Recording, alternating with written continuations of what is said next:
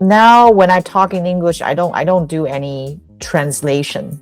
Yeah, like from Chinese to English. Yeah, I don't do that now in my head. So I guess I'm sort of fluent. I think that's one telltale sign, right? You don't translate anymore. You have an English-speaking voice in your head. So I think English, when I speak English, I think I'm more sensible. I've never used English in a romantic relationship. Oh. So I never need to use it to express, because we know, like, when you're in a romantic relationship, there are a lot of emotions, especially going on with girls toward guys, you know. So I never need to use that in a romantic relationship. I've never had that experience. And also, growing up, I speak Mandarin. Yeah, so I think English for me, it's a language that shows most of my mature side. Yeah, as an English teacher and as and also, I use it in the workplace. So when I speak English, I feel like I'm a more sensible person, not an emotional one. And also, I would be careful with the profanity. Usually I speak English to my students, right? So I don't curse. But I hope one day I can do a course to teach my students. Yeah, this is like something I really want to do. This is like a course of maybe consisting of 10 classes. And the first lesson is like, we're going to learn the F word. There's so much to explore with the F word.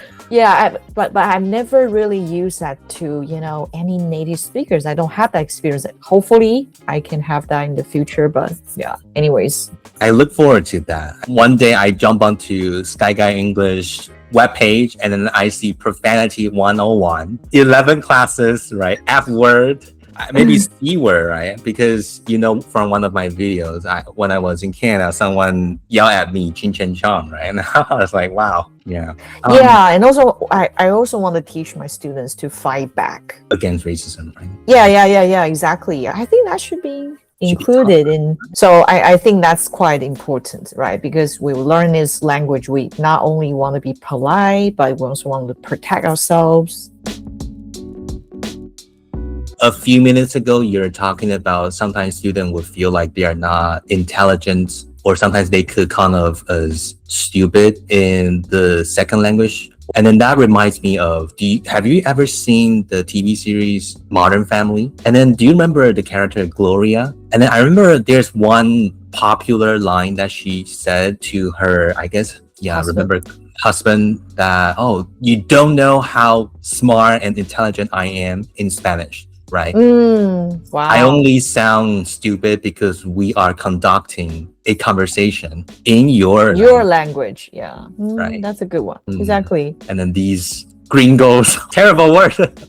These English speakers, they always feel like, oh, it's right, our privilege, right? Everyone has to learn our language, right? English. So we always sound smart, and then they always sound stupid. They always sound like they have thick accents, and I think that's a very huge privilege there, right? So people usually have this diagram or maybe a mindset that their first language or their native language covers every knowledge that they know. It's never possible for them to know something in English and to not know it in Mandarin Chinese. But actually, if you start to use English more and more in your daily life, and you started to kind of transition into a balanced bilingual, I feel like your native language will always be the bigger part of your thinking. But there could be time for bilingual people to realize, oh, even though English is my second language, but sometimes when I think about this topic, I actually express myself better in English than in Mandarin Chinese, because I never learned or received any knowledge or information in Mandarin Chinese upon this topic, right? So for me, I am more fluent talking about this in English than in Chinese. That's kind of like an aha moment for me. Sometimes, when I talk about maybe language acquisition, things that I learned during my master's years, I actually can express myself better or maybe understand better when I read in English or maybe when I speak English talking about it. And then like you said, right, maybe it's about maybe work, maybe kind of like writing an essay, right? If now I want you to write a serious ass essay in Mandarin Chinese, would you be able to do that as well as you do in English? Maybe not as much, right? That's one good way to know that, oh, you are actually bilingual enough, right? Your English is already good enough in the sense that there are some things you know better, or some topics you know better in English than in Mandarin Chinese. Maybe when you're talking to your Taiwanese friends, sometimes we might include like 1 or 2 English words. And they would be like, why don't you say in Chinese? But it's not like, we were like showing off our English level. No, it just pops. Like, okay, for example, like yesterday I was talking to one of my girls and I said, oh, I'm doing this, new kind of makeup style. Yeah, I'm trying to 让我的轮廓更明显, right? So I say, 就是我让 contour 更明显一点. Of course, I can type like 打阴影.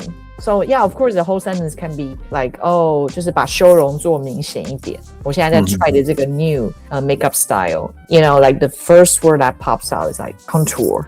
Yeah. So I just say, 所以我让我的 contour 更明显. And then your girl what was like, contour. Yeah, but she's also good in English, but that can be something come across as showing off your English, or I think there's a word in Mandarin that is called 晶晶体, right? But just kind of saying that, who do you think you are? Like you're talking like ABC. I do think a lot of Taiwanese have some kind of personal beef with 晶晶体, right? My take would be, if you can express your ideas in full English, then people wouldn't really think you are showing off. But if your English is not good enough that you can express your ideas in full sentences in English, but you're trying to just throw in some English words to make it look like you are good at English, then that is more offensive to a lot of Taiwanese people. I think you mentioned something possible. They would think like, you're using a little bit English in your Chinese. Yeah, that's because your English is not fluent enough. Right? Yeah, so when your English is not fluent enough to give the whole sentence, then you should just use Chinese, right? You should not use any English words. Some English words in Mandarin are allowed. They are accepted more often because we kind of change a little bit. For example, like po. In Mandarin, we say, 我昨天 po 了一个文章. But po is actually from post. This sentence is like 晶晶体 sentence, right? Because it's not in like full Mandarin. The full Mandarin should be 我昨天发了一个文章, right? Yeah, so this kind of 晶晶体 is acceptable. Because a lot of people use it, right? And sometimes you feel like it's not replaceable. Certain, I think it's called loan words. When you use loan words from English, sometimes it can be irreplaceable, right? For example, if you want to say, 我想要 po 这个. If you say 我想要发这个, it just doesn't sound like the same vibe. We do use a lot of English words in our Mandarin Chinese. Yeah, like 我很 high. Like, 好 high. Yeah, English is like high. We don't use that the same way we use that in Mandarin, right? If we want to say 我好 high in English, we say I'm so hyped. So this kind of 晶晶体 is widely acceptable if you use like a correct English word. Yeah, for example, 我昨天 post 了一个这个文章, and then that just sounds like I feel like people should be allowed to use whatever they want to use, right? They can jump between languages if they know that the other person can understand. If you hang out with one of your girls, you know that she is good at English as well, then you feel more comfy. You feel more at ease using English words, right? Because you know that she would understand what you're trying to say. And then sometimes people are not considerate enough. They know that the other person wouldn't understand what they're trying to say, but they just throw in that English word just to appear dominant. Yeah, so it's like, I am trying to show off, trying to, flex about my English ability. And that's not okay, of course.